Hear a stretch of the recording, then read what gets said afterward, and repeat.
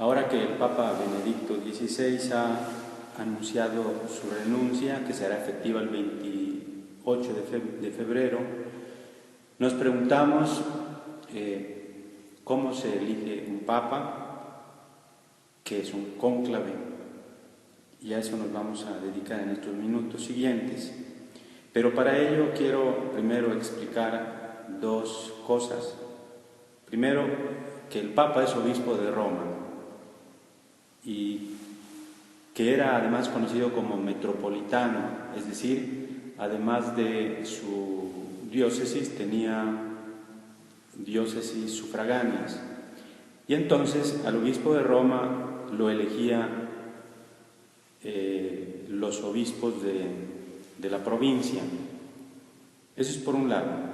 Por el otro lado, el Colegio de Cardenales, que es una institución que nació en Roma precisamente, está formado por tres tipos o tres órdenes de cardenales.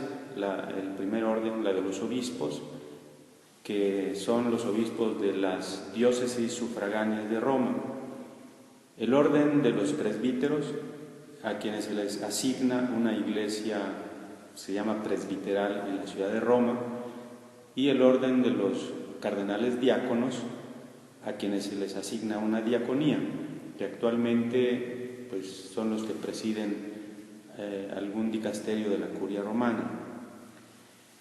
Bien, esta institución del Colegio de Cardenales se remonta hasta el a fines del siglo VIII. El de los cardenales obispos y presbíteros se les menciona por primera vez en el Liber Pontificalis atribuido al Papa Esteban III, y el orden de los diáconos se menciona por primera vez en el Ordo Romanus de la segunda mitad del siglo X. Bien, desde este tiempo se comenzaron a nombrar estos cardenales que formaban pues, parte del clero de la diócesis de Roma, pero después del siglo X, otras diócesis del mundo pidieron que también se les nombrara cardenales, y es desde este tiempo que el Papa comenzó a nombrar cardenales de otras partes del mundo, pero vinculándolos a la diócesis de Roma, de tal manera que podemos decir que los cardenales forman parte del clero de Roma. De tal modo que cuando el Colegio de Cardenales elige al Papa, podemos decir que es el clero de Roma el que está eligiendo a su obispo, al obispo de Roma. Sin embargo, actualmente es una realidad que los cardenales, como son de todas partes del mundo, están eligiendo no solo al obispo de Roma, sino al obispo de la Iglesia Universal, es decir, al pastor de la Iglesia Universal. Bien, habiendo dicho estas dos cosas, ahora nos preguntamos qué es el cónclave y cómo funciona. La palabra cónclave proviene de la palabra latina cum clavis, de dos palabras, cum clavis, que significa literalmente con llave, y se refiere a la reunión de cardenales que a puertas cerradas en la Capilla Sixtina de la Ciudad del Vaticano elige al nuevo Papa. Fue el Papa Alejandro III que en el Tercer Concilio de Letrán, año 1179, reservó la elección del obispo de Roma solamente a los cardenales, excluyendo al resto del clero romano y a los laicos. Y también estableció que para la elección del Papa se requería los 2/3 de los votos de los cardenales presentes. Pero como tal, el cónclave fue establecido por el Papa Gregorio X por dos motivos. Primero, para eliminar la interferencia externa, y segundo, para apresurar la elección, porque precisamente la elección del Papa Gregorio X llegó a tardar hasta cerca de 3 años. Y él determinó él mismo que la elección debía hacerse 10 días después de la muerte del sumo pontífice, y que en caso de no haber elección, debía comenzar a privarse de alimentos a los cardenales electores después del 4.º día de comenzado el cónclave. Entonces, a partir de aquí, ha habido algunas modificaciones en la regulación del funcionamiento del cónclave. Sin embargo, vamos a hablar ahora de la legislación actual, de cómo se desarrolla la elección del Papa. Es el Papa Juan Pablo II quien promulgó el 22 de febrero de 1996 las normas que regulan la elección del Papa, con la Constitución Apostólica llamada Universi Dominici Gregis, que significa en español de todo el rebaño del Señor, es decir, el pastor de todo el rebaño del Señor. Y Benedicto XVI únicamente le hizo una modificación a uno de sus artículos de este documento. ¿Quiénes son entonces los electores? Los electores, según esta normativa, son los cardenales que no hubieran cumplido 80 años antes de la sede vacante. En este momento parece ser que son 118 cardenales con derecho a votación. En cuanto al número de votos, la normativa establece que deben ser 2/3 de los votos calculados sobre los presentes. En esta ocasión, si consideramos que los electores son 118, los 2/3 serían el número 78, y el mismo documento que establece esta norma dice que cuando no se puede sacar exactamente 3/3 al número total, a los 2/3 hay que aumentarle 1, que quiere decir que la elección del nuevo Papa, si son 18 electores, deberá contar con al menos 79 votos. El lugar de la elección. Por tradición, las elecciones se han llevado a cabo en la Capilla Sixtina, en la Ciudad del Vaticano, donde cada día a puertas cerradas se llevará a cabo las votaciones. Sin embargo, este mismo documento establece que la elección se lleve a cabo dentro del territorio de la Ciudad del Vaticano, en lugares y edificios determinados que estén cerrados a los extraños, y concretamente es la Capilla Sixtina. Y los cardenales se van a hospedar en la Domus Sancte Marte, que está dentro de la Ciudad del Vaticano, desde donde serán transportados cada día a la Capilla Sixtina. ¿Cómo se desarrolla el cónclave?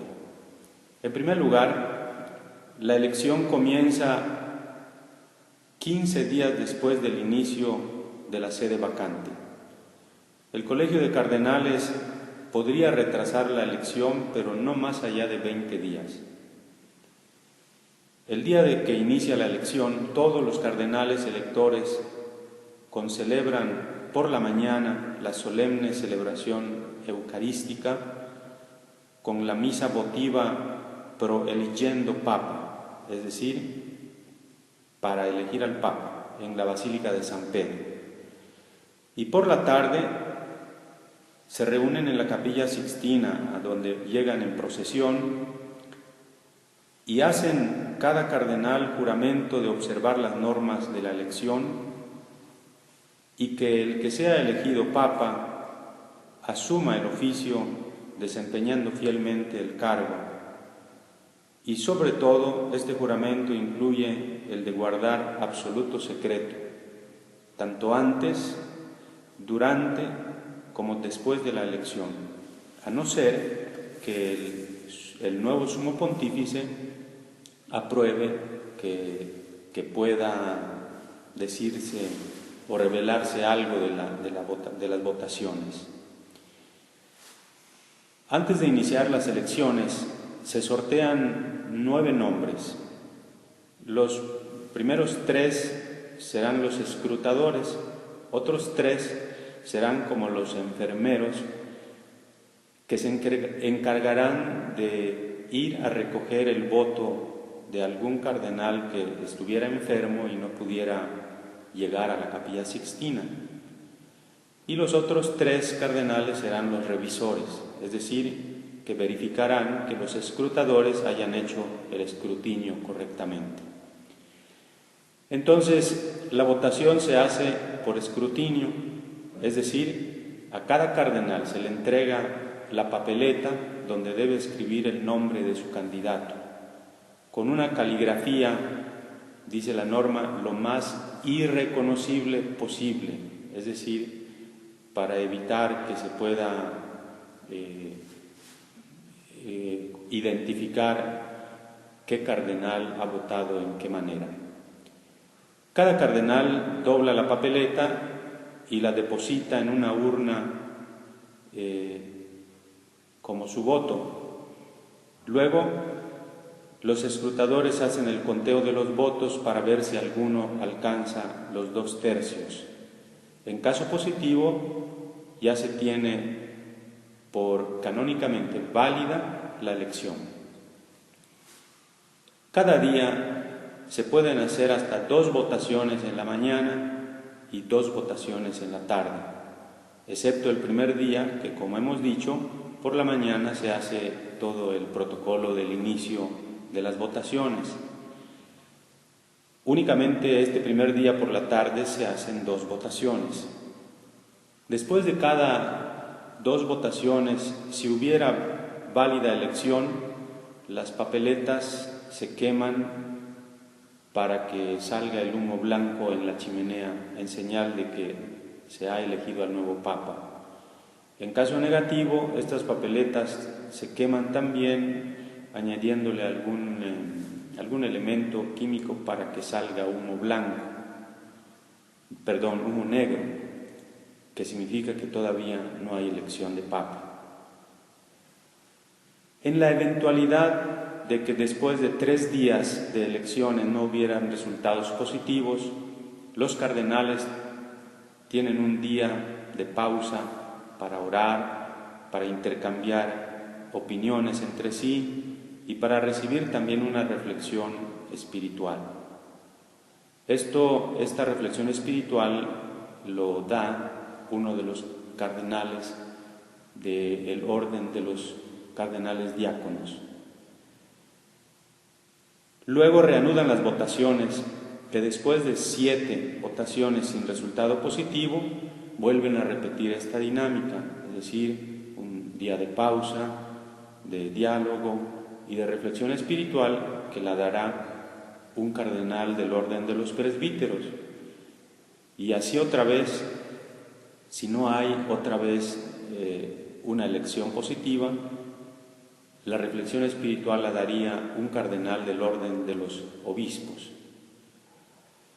Y finalmente, si no hay resultados positivos, entonces la votación se hace sobre los 2 cardenales con mayor número de votos, pero estos 2 cardenales no podrían emitir su voto. Una vez que la elección resulta positiva, el cardenal decano o el cardenal más antiguo, en nombre del colegio de cardenales, pide al elegido su consentimiento y le pregunta concretamente: ¿aceptas tu elección canónica para sumo pontífice? Si el elegido responde afirmativamente, le hace una segunda pregunta: ¿cómo quieres ser llamado? Si el elegido es obispo, en ese momento que acepta y que se asigna un nombre, en ese momento se convierte en sumo pontífice, obispo de Roma, cabeza del colegio episcopal. Seguidamente los cardenales saludan al nuevo pontífice. El primero de los cardenales diáconos anuncia al pueblo de Dios la elección y el nombre del nuevo Papa, el cual, revestido con las vestiduras de sumo pontífice, sale al balcón de la basílica e imparte su bendición urbi et orbi, es decir, para la ciudad y para el mundo. Y así es como concluye la elección del sumo pontífice. Pero no hay que pasar por alto que en esta misma normativa que regula la elección del Papa, el mismo Juan Pablo II establece en ese documento que mientras se da el proceso de elección del Papa, todo el pueblo de Dios debe orar para que el Espíritu Santo acompañe a los cardenales electores, y especialmente le encomienda a aquellos cardenales que no podrán ser electores por edad, que ellos se unan a esta oración para que el Espíritu de Dios actúe en los cardenales y puedan elegir al Papa que la Iglesia y el mundo necesitan ahora. Muchas gracias.